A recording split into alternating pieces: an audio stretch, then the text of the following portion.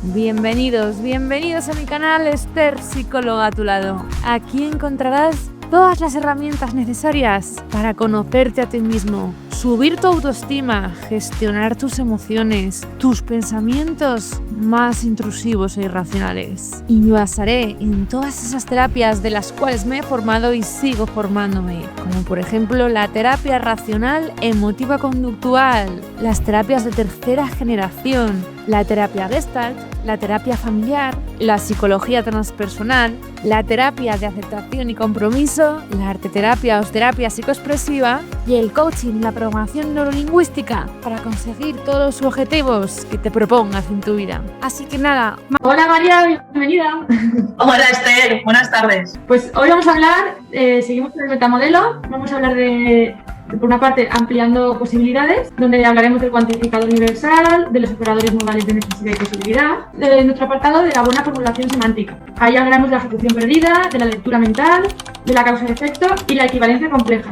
Diréis, ¿qué palabras más raras? Pues como tú decías, Esther, el metamodelo se divide en 3 grandes grupos. Ya en el anterior programa explicamos con tus ejemplos también el apartado de explicitando el mapa. Queríamos ir a hacer las preguntas correctas o oportunas para obtener una información mucho más específica, ¿no? Y evitar esas omisiones y ese lenguaje vago que muchas veces pues lo usamos bien y que posiblemente sea un gran riesgo de caer en malentendidos totalmente innecesarios. Pero ¿cómo se puede evitar? Usando las preguntas del metamodelo. Y en este segundo capítulo, digamos, del metamodelo y último, ¿vale? Nos vamos a adentrar en los otros 2 grupos, que es ampliando posibilidades, como tú has dicho, y la buena formulación semántica. Vamos a compartir, si te parece, PowerPoint. Vale, pues nos adentramos al segundo bloque del metamodelo del lenguaje, que es ampliando posibilidades. Este grupo se subdivide, como tú has dicho, en 2 grupos, que tienen que ver con los cuantificadores universales y los operadores modales de posibilidad, por una parte, o de necesidad, por otra, que aquí llamamos cuantificadores universales. Son generalizaciones que representan una categoría completa como de forma absoluta. ¿Y cómo los detectamos en el lenguaje? Son frases que incluyen el todo,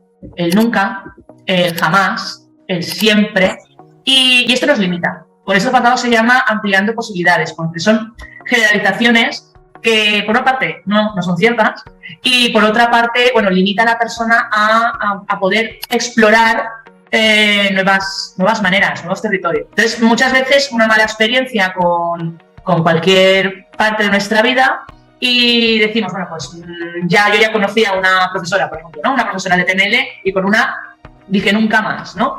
Entonces, claro, eso te limita a conocer a profesores o profesoras de PNL que sí que vayan, o cuyo modelo sí que vaya con tu manera de concebir la mejora personal, el cambio, la comunicación. Entonces, claro, hay varias maneras de retar esto. Por ejemplo, una frase sería, por ejemplo, siempre me pasa lo mismo. Bueno, aquí hay varias, ¿sabes? Hay varias transgresiones, ¿no? Específicamente, ¿qué es lo que te pasa? Siempre. Entonces, hay 2 maneras. Repetir el cuantificador universal siempre, siempre. Es decir, no ha habido algún día que no te pasara lo mismo, porque realmente son palabras que en sí mismas no son verdaderas. Siempre me pasa lo mismo. Alguna vez habrá sido, ¿no? Que no te haya pasado lo mismo. ¿No ha habido alguna vez que no te pasara? Eso sería un ejemplo. Vale, pues mira, por ejemplo, todos los hombres son iguales. Eso además de ser un tópico, bien, también es una creencia limitante, ¿no? Es todos son iguales, inclusive tu padre, inclusive tu marido.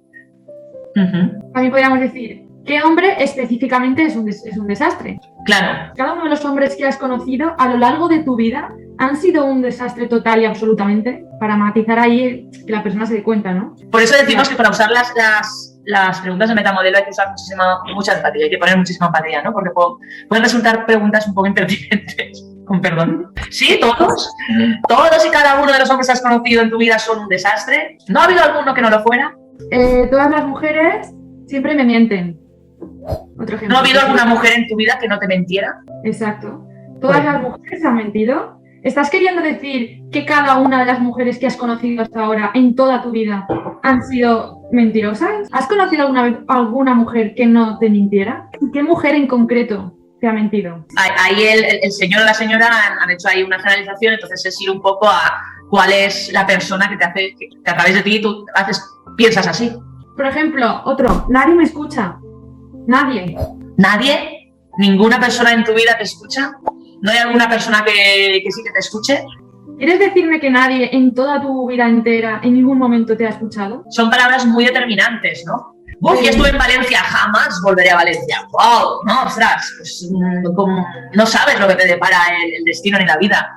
¿Cómo puedes decir jamás? ¿Cómo puedes decir todo, nunca, etcétera? Todo el mundo me odia. Todo el mundo te odia, no hay nadie que no te odie. ¿O quién específicamente te odia? ¿No sería? Tu familia, tus amigos también te odian. Los hombres nunca dicen la verdad. Lo mismo. No ha habido ningún hombre que no dijera la verdad. ¿Puedes imaginarte un contexto en que los hombres no mientan? Bueno, tío, es imposible que un hombre diga la verdad alguna vez. Son este tipo de generalizaciones que, bueno, pues, o bien por experiencia, o bien porque nos lo han dicho nuestros educadores, o bien porque nos han educado así, bueno, pues prolongamos a lo largo de nuestra vida y son muy limitantes. O, por ejemplo, otra, ya como último ejemplo, sería: todos los médicos son muy fríos. Entonces, ¿todos o todas los médicos son iguales? ¿No ha habido alguno que no sintieras como alguien cálido o cercano? Exacto. ¿Has conocido a un médico alguna vez que fuera diferente? ¿Y a qué te refieres cuando dices que todos los médicos son iguales? Aquí también puse una frase, que es todos los adolescentes son conflictivos. Pues claro, eso es decir, como que todos los adolescentes, ¿no hay alguno que no lo sea? ¿Conoces a todos los adolescentes del mundo?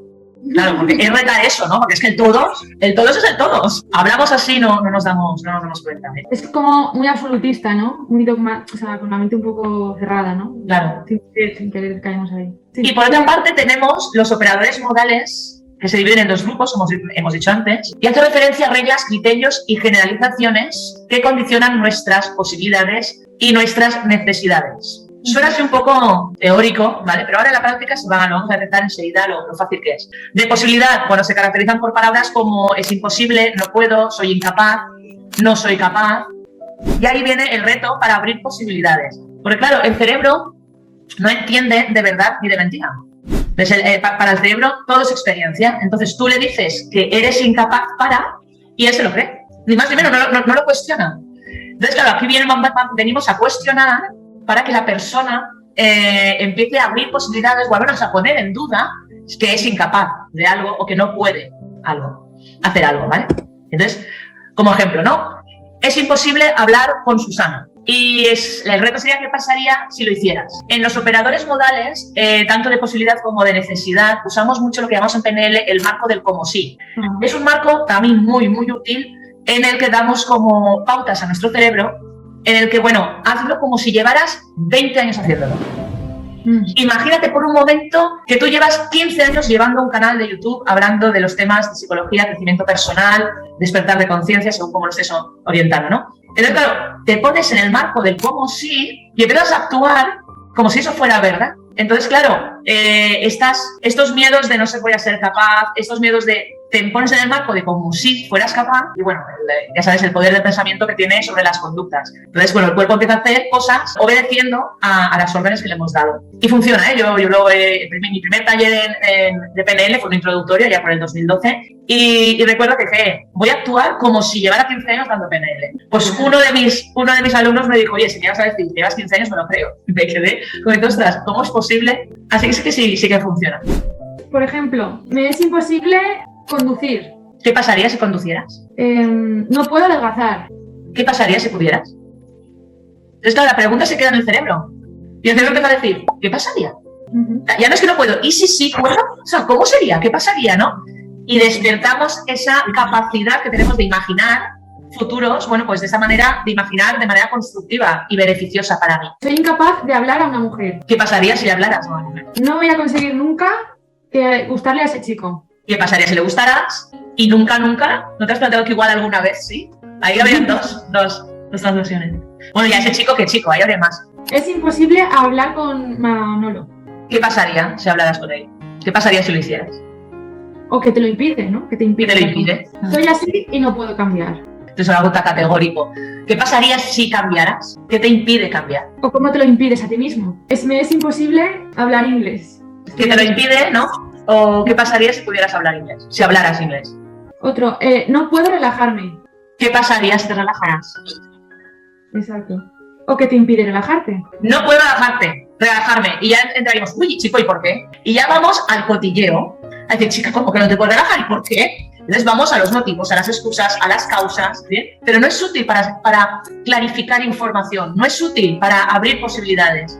Entonces, ¿qué te lo impide? Y entonces ahí ya la persona te lo puede argumentar de una manera u otra, pero también de alguna manera se está dando cuenta que probablemente la mayor limitación la tenga él, porque o no se lo permita, o lo considere muy difícil, o es que tengo que hacer muchas cosas para eso, cosas así, pero que ya se vaya dando cuenta que es esa persona, ella misma o él mismo, el que se está poniendo los palos entre las ruedas. Claro, dice, no puedo relajarme, y la pregunta sería, ¿qué te impide relajarte?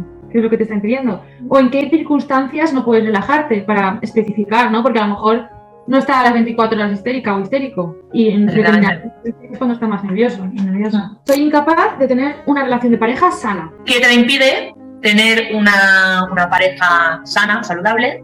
¿Y qué pasaría si la tuvieras?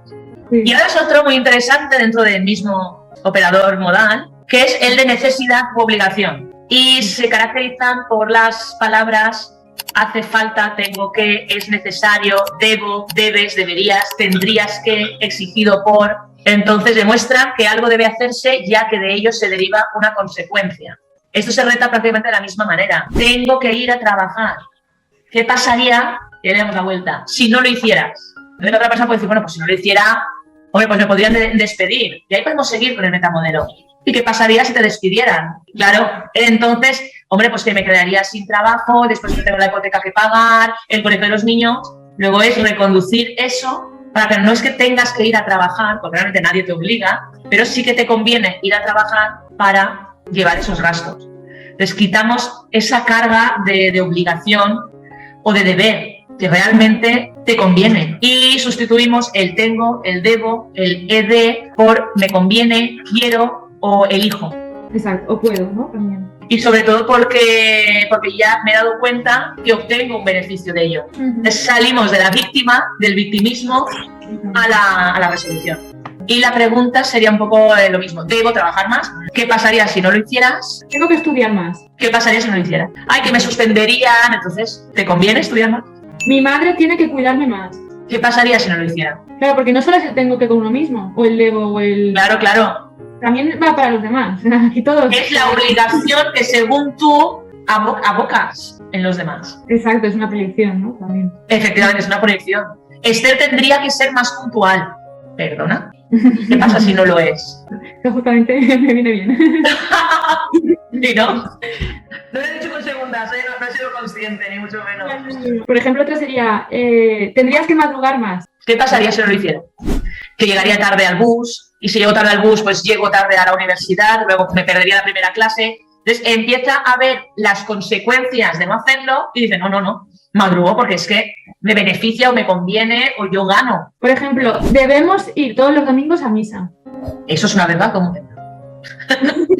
¿Qué pasaría si no lo hiciéramos? Bueno. Es cuestionar también, ¿eh? O sea, por eso digo que en el metamodelo hay que hacerlo como muy suave porque a veces cuestionamos. Tenemos que cumplir con las tradiciones. Bueno, ¿qué pasaría si no cumpliéramos con las tradiciones? Debe ser más educado. ¿Qué pasaría si no lo fuera? Es imprescindible rezar todas las noches.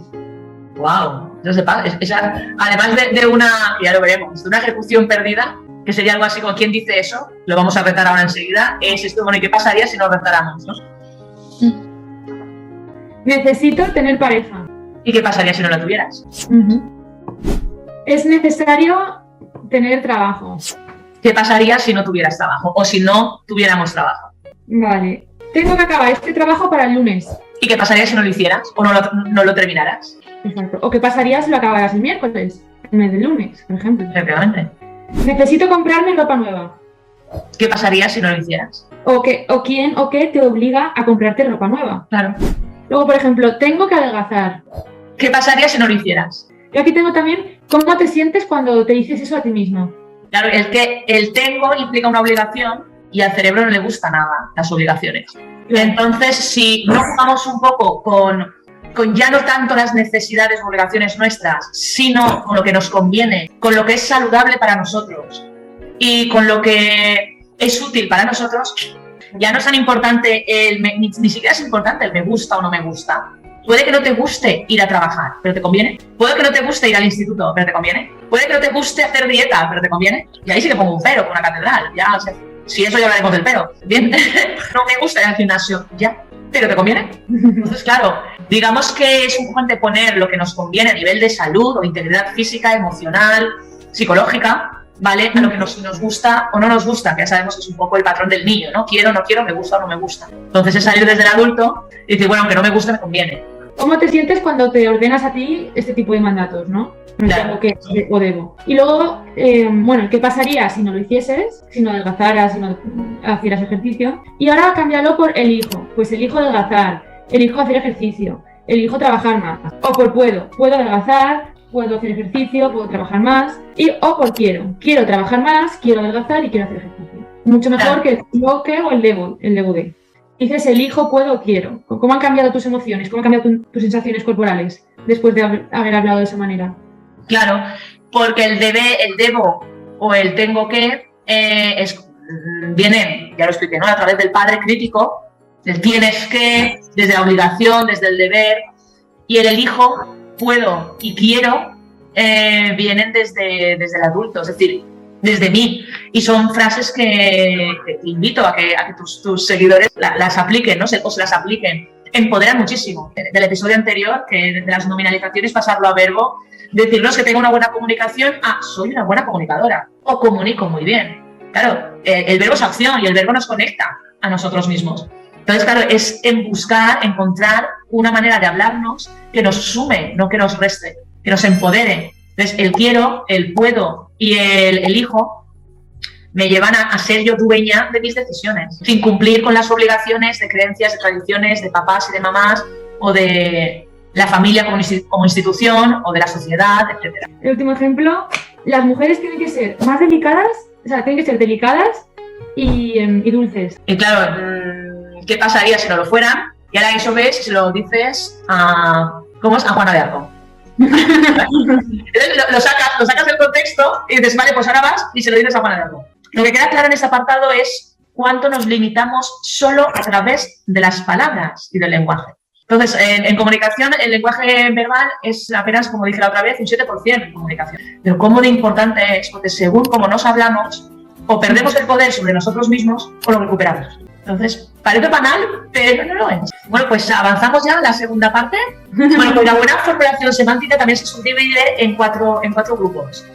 Este apartado es muy divertido porque nos hace ver nuestra propia distorsión de la realidad o de las circunstancias. Y claro, dejamos a través del metamodelo del lenguaje entredicho esta manera de hablar o esta manera de hablarnos totalmente, a veces, ya no fuera de lugar, pero sí que es un reflejo de nuestra distorsión mental. Muchas veces ya sabes que actuamos más sobre lo que interpretamos, que vemos, que sobre lo que vemos realmente. Y lo que aprendemos en PNL también es saber diferenciar entre lo que es obvio y lo que es imaginario, lo que se puede describir sensorialmente a lo que se puede interpretar. Entonces, bueno, en este apartado vamos a aprender a hacer preguntas para, indicarle a la persona que es responsable de sus miedos, de sus temores y de su propia ecología personal, y otro, hasta qué punto te estás imaginando cosas que no necesariamente son así. Entonces, bueno, son preguntas también muy, muy divertidas. Empezamos con la ejecución perdida, que hace referencia a la omisión de la autoría de ciertas frases o conductas y que está relacionado con el sistema de creencias personal, que generalmente lo convertimos en una verdad universal, ¿no? Son frases que suenan como categóricas, de esas que son frases ya hechas, muchas son frases hechas, refranes, que en su día tendrían sentido, ¿vale? Pero igual 60 años después o 2 siglos y medio después, pues ya no tienen por qué ser así, ¿no? Entonces, por ejemplo, en deberías y tendrías que, hay mucho de esto dentro del refranero español. Pero bueno, por ejemplo, a quien madruga, Dios le ayuda. Si trabajas más, ganarás más. Entonces, ¿quién dice eso? ¿En qué te basas para decirlo? ¿Vale? Entonces son frases que suenan mucho a cátedra, suenan mucho a algo inmutable, algo que no se puede ni cuestionar, ¿no? Y que te lo sueltan como si fuera un meteorito que te cae, y tú dices, según San quién, ¿no? Como he dicho, las tradiciones se deben respetar o se deben cumplir, ¿no? Eso donde lo pone escrito. O sea. A quien madruga, Dios le ayuda, yo también tengo apuntado para quién es cierto eso. Para quién es cierto. Sí, porque suelen como verdades, ¿bien? Como certezas incuestionables, además. Y ya para rematar y vacilar un poco más, ¿Y qué pasa con la frase de no por mucho madrugar, amanece más temprano? Pues tengo más ejemplos. Por ejemplo, los hombres nunca lloran. Claro, ahí sería, además de ser una generalización, todos los hombres, nunca, bien, sería, bueno, eso quién lo dice, que no lloran. ¿Dónde está escrito eso? Claro, eso es verdad para quién, ¿no? Como mejor se está, es sin ataduras. Eso también está bien. ¿Quién dice eso? Exacto. Eso, o sea, ¿quién dice eso según San quién? ¿En qué te basas? Que tú me puedes contestar, en mi experiencia, como yo mejor estoy, es sin ataduras. Luego ya estamos facilitando a la otra persona que reconecte con su experiencia. Que de ahí va esto del metamodelo, ¿bien? Ir de la experiencia superficial a la experiencia profunda para que la persona se asocie más a su sentir o a su verdad. Eso no es justo. ¿Justo para quién sería? ¿Para quién no es justo? ¿Quién dice que no es justo? ¿O quién dice que no es justo? ¿Cómo sabes que no es justo? ¿En qué te basas para decir que no es justo? Pero ¿en base a qué criterio no es justo? ¿O en qué situación no es justo? No está bien que pienses así. Ahí habría también otra reflexión, así como, ¿no? Sería. Y no está bien que yo piense así, ¿quién dice eso? ¿Según San quién? ¿En qué versículo de la Biblia está eso puesto?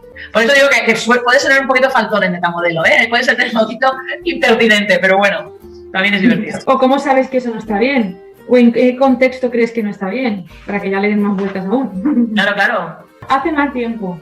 Entonces, ¿dónde pone eso? ¿No? Que suena mucho como... Hay una en valenciano, voy a ver si la traduzco, que es no cambies camino viejo por no viejo.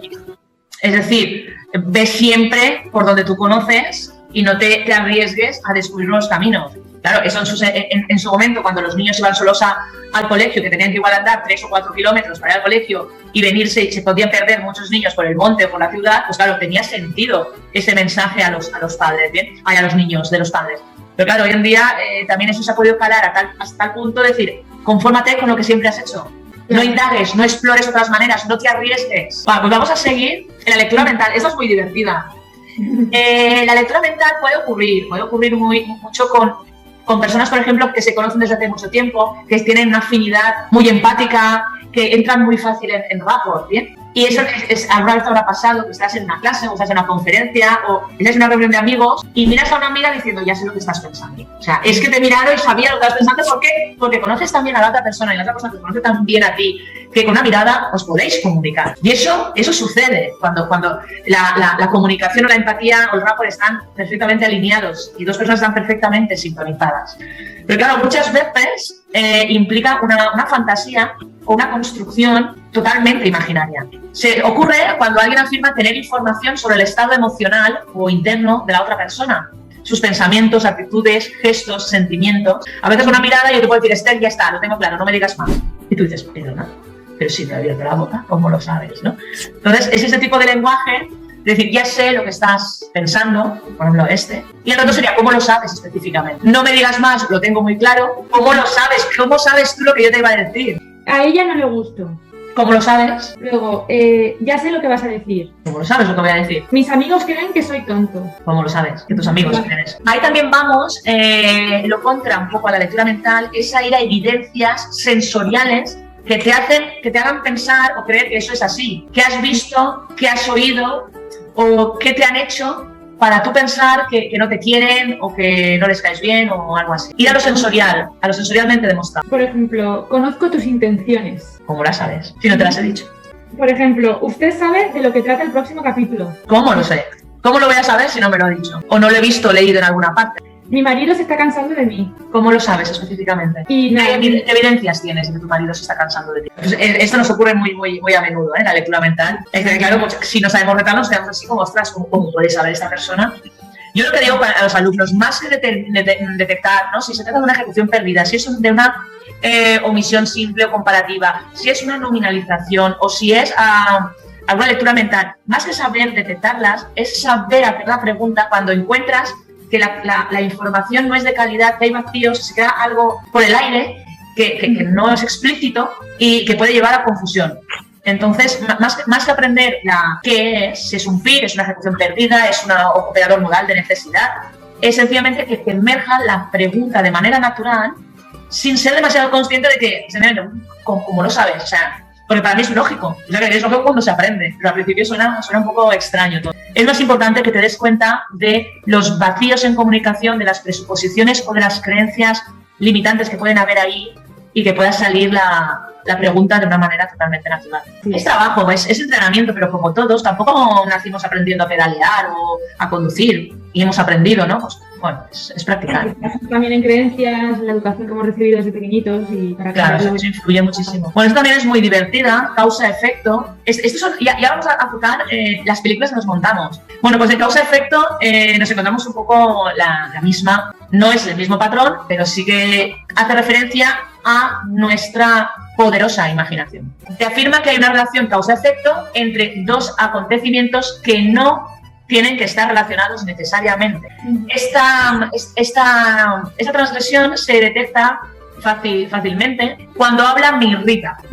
Aquí no se ve tanto, se ve más en el metro me agobia o la informática me asusta. Claro, vamos a ser literales por un momento y puede ser realmente divertido. Porque es aquello de que, ¿cómo hace el metro para agobiarte a ti? O no sé si os imagináis, ¿no? La informática, ¡buah!, asustando. Ahí sacando las gafas y asustando. Es aquello de decir, no, ¿cómo es específicamente esto? Es lo mismo, cuando habla, es como que dejamos fuera de nosotros la causa de nuestro malestar. El metro, ajeno a mí, me agobia. La informática, ajeno a mí, me asusta. Ella o él, cuando habla, alguien ajeno a mí, cuando habla, me irrita. Entonces, claro, ahí vamos a hacer la pregunta, ¿cómo específicamente te agobia el que habla? Bueno, o sea, aquí sería, te irrita el que habla. O cómo específicamente hace el metro para agobiarte. O cómo específicamente hace la informática para asustarte. No tiene sentido. O sea, tú te asustas, ¿vale? Porque te sientes incompetente totalmente ante la informática. Y si cuando ves a ese o a esa tú te irritas, míratelo. Sí, sería, ¿cómo específicamente te irrita el que hable, no?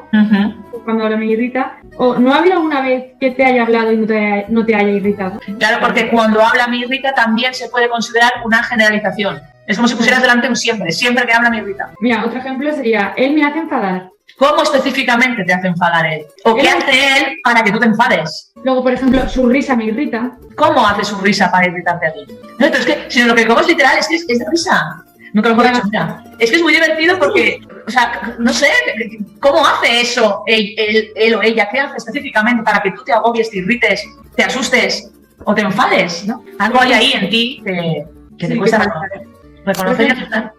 Por ejemplo, tu mirada me pone muy nervioso. ¿Cómo específicamente te pone nervioso mi mirada? ¿O alguna vez su mirada no te ha puesto nervioso? O, por ejemplo, ¿él debe ponerse nervioso por cómo le miras tú? ¿No? Es de devolvérsela, sí. Claro, para que se dé cuenta. Vale, luego, por ejemplo, cuando grita me enfurece. ¿Cómo específicamente al gritar te enfureces tú? Exacto. Al gritar él o ella te enfureces tú. ¿O ha habido alguna vez donde haya gritado y no te hayas enfurecido? Efectivamente. También se pueden retar como cuantificadores universales. Y por último, él me frustró. Bueno, esa es total. Claro, o sea, ¿cómo específicamente te frustraste? O sea, ¿te has frustrado alguna vez sin que él hiciera eso? Y esa es la equivalencia compleja, así como causa-efecto es el acontecimiento X, como pone aquí en el PowerPoint, causa el acontecimiento Y, aquí la equivalencia compleja es que X es igual a Y. Esta es una distorsión interesante, bueno, o es el reflejo verbal de una distorsión interesante. En la equivalencia compleja, la persona se representa con dos situaciones relacionadas como equivalentes entre sí, de manera que la situación X equivale a la situación Y. Semánticamente es algo así. Mi marido no me sonríe, no me quiere. Perdona que te ponga también como ejemplo. Esther llega tarde, no le importó. Entonces, es retar esa equivalencia es una distorsión mental nuestra. Entonces, el hecho de que tu marido no te sonría implica necesariamente que no te quiere, ¿sabes? Que tengo justamente ese ejemplo, tengo un montón de preguntas. Dice, ¿siempre que tu marido no te sonríe es porque no te quiere? ¿O cuando duerme tu marido también? Que no está sonriendo es que no te quiere. El hecho de que no te sonría implica necesariamente que no te quiera. Esto es muy interesante porque es estas en sí mismas, pienso que las cuatro hacen referencia a uno de los filtros neurogenéticos, que es la distorsión. Al fin y al cabo, el metamodelo reta las generalizaciones, reta las omisiones y reta las distorsiones. A ver, ejemplos de la equivalencia compleja. Sí, por ejemplo, mi marido no me quiere porque no me sonríe.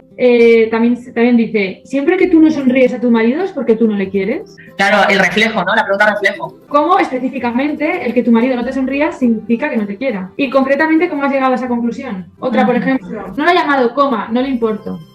O sea, es una conclusión llevada por una causa o por un hecho previo. El hecho de que no te llame implica necesariamente, o quiere decir que no le importas. ¿Cuál es? O sea, es retal esa equivalencia que la persona tiene así en la cabeza, que no es real. El hecho de que no te llame quiere decir que no le importas. Es un antipático, ni me ha mirado. El hecho de que no te haya mirado quiere decir que sea un antipático. No sé, igual estaba pensando en las musarañas. No te ha visto. Por ejemplo, me engaña, me ha regalado flores. Ahí se vendría a ser cómo has llegado a esa conclusión, ¿no? Porque a mí, cuando alguien me regala flores, lo que menos pienso es que me engaña. Pero yo no me ingenua. Si eres muy inseguro, pues te vienen ese tipo de ideas. Entonces sería, si alguna vez regala flores a otra persona, significa que también la está engañando. ¿Recuerdas alguna vez en que te hayan regalado flores y no te hayas sentido engañada o engañado? Efectivamente. Otro ejemplo, es muy inteligente, ha estudiado en Harvard. El hecho que haya estudiado en Harvard implica necesariamente que sea inteligente. O no hay personas que hayan estudiado en Harvard que no sean inteligentes. Ella está enfadada, no dice ni una palabra. ¿De qué manera el hecho de que no diga ni una palabra quiere decir que esté enfadada? ¿Es posible que le duela la garganta? ¿Es posible que esté cansada? Siempre que tú estás callado es porque estás enfadado.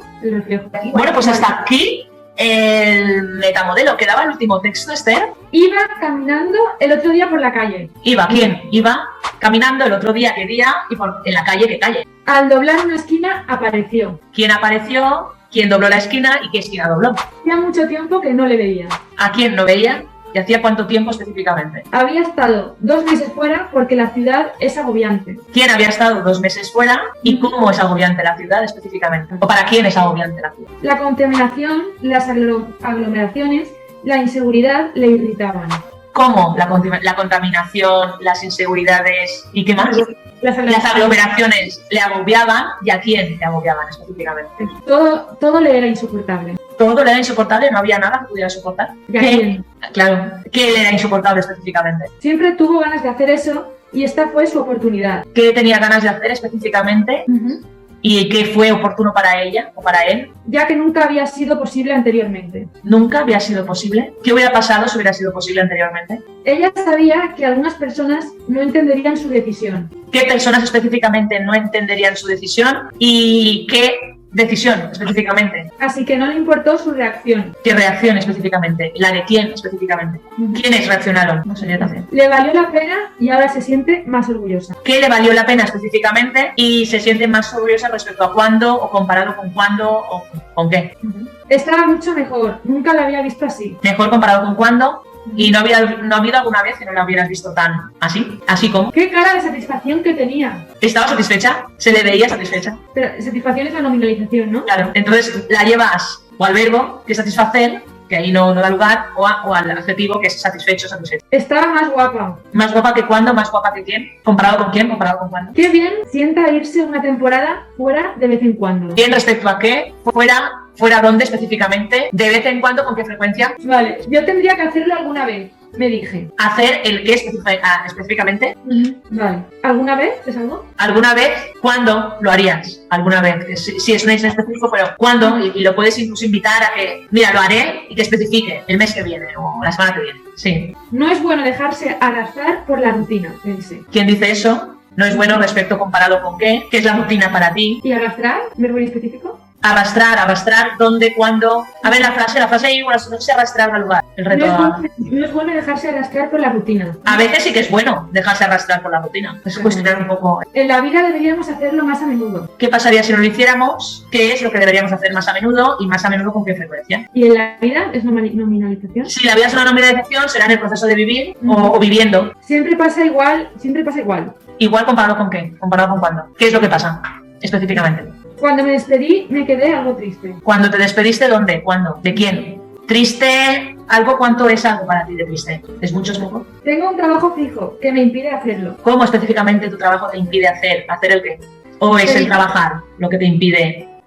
Cambiamos la nominalización por verbo. Es el trabajar lo que te impide hacerlo. Y por último, evidentemente, estas cosas no son para mí. ¿Qué cosas no son para ti? ¿Qué pasaría si lo fueran? Bueno, pues aquí Sí, ha sido incluso.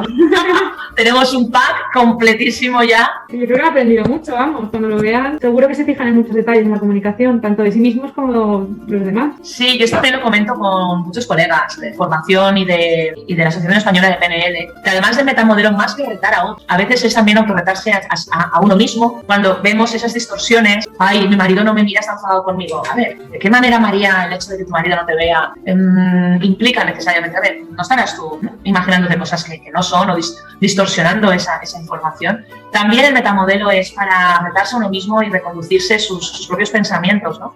Que ya sabemos que conforme pensamos, sentimos, y conforme sentimos, actuamos.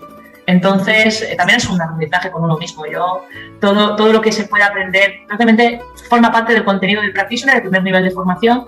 Y como ya sabes, ese nivel, exceptuando igual 2 o 3 técnicas, que es mejor que te conduzcan, son perfectamente de autoaplicación. Entonces, yo es lo que digo, más que sí, que está muy bien, ¿no? Ir a coaching con ayuda, digamos, más personalizada o más en procesos más personalizados o más íntimos, pero claro, no aprendes necesariamente. Entonces, cuando tú ya estás más o menos preparada, yo lo recomiendo es esto, porque te ayuda a autorregularte. Lo que aprendemos en el practitioner te ayuda a autorregularte, a tomar conciencia de cómo piensas, a cambiar tu línea de pensamiento para ser más eficaz, para tomar decisiones más acertadas y evitar o no evitarlas, o sea, evitar hacer lecturas mentales o fantasías o adivinaciones. Igual no hace falta evitarlas en el sentido de que es tu parte creativa, suéltalo. Ahora, sé consciente de que estás haciendo una lectura mental, sé consciente de que estás ahí jugando a adivinar y sé consciente de que estás distorsionando o imaginando, entonces, o interpretando. Entonces, bueno, mientras seamos conscientes está bien. Y también es como nuestro autoconocimiento, ¿no? Saber de qué creencias hemos heredado o desde la educación que hemos tenido, qué pensamos acerca de la realidad, cómo interpretamos la realidad, nuestro mapa, ¿no? Lo de